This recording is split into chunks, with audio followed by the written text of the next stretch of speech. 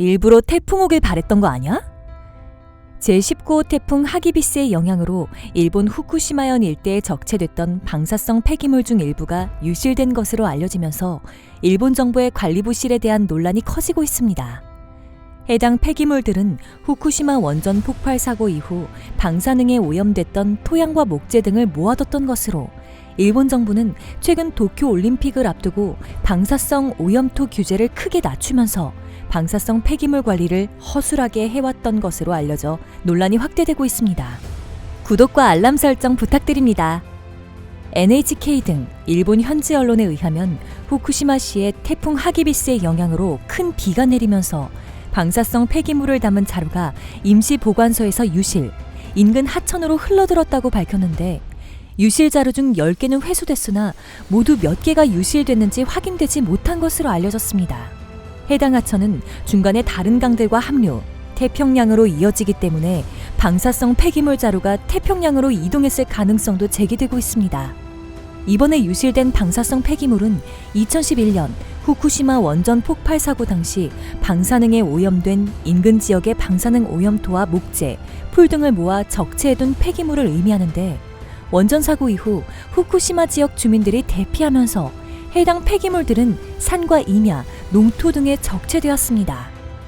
일본 정부는 해당 오염물질들의 방사능 농도가 심하지 않다고 주장하고 있으나 원전 사고 전 기준치의 80배가 넘는 1kg당 8,100크렐의 방사성 물질들이 포함되는 것으로 알려져 유실된 방사능 폐기물이 확산될 우려도 있는 것으로 보고 있습니다.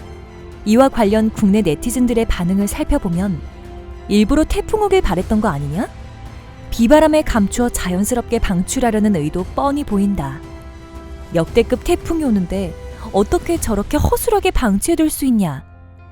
일주일 전부터 태풍 오는 걸 알면서도 저렇게 허술한 건 100% 방출 의도다 등 일본 정부의 허술한 관리를 비난하였고 그 의도가 명백히 보인다는 의견이 대부분이었습니다.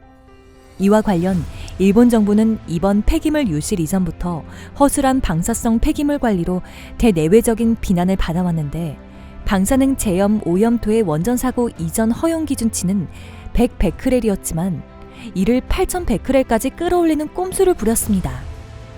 8,100베크렐 이하의 방사능 오염토는 도로, 제방공사 등에 쓰거나 기존 토양에 섞어서 농토에 쓰게 하고 있으며 오염된 목재는 소각하게 하고 있어 지역 주민들이 방사능 확진 우려에 시달리고 있습니다. 일본 정부가 무리하게 방사능 오염 폐기물 처리에 나서고 있는 이유는 이번 도쿄올림픽과 관련이 있는데 일본에선 내년 7월 개최될 도쿄올림픽을 후쿠시마 부흥올림픽이란 슬로건으로 준비 중이며 후쿠시마는 성화 봉송지 중 하나면서 야구 및 소프트볼 경기가 열릴 곳입니다. 일본 정부는 지역 주민들의 반발에도 보조금 삭감 등을 언급하며 강제적 귀환 계획도 시행 중인 것으로 알려졌는데 방사능 안전이 보장되지 않은 지역에서 올림픽과 주민 귀환이라니 시간이 지날수록 이성을 잃어가고 있는 일본과 아베입니다.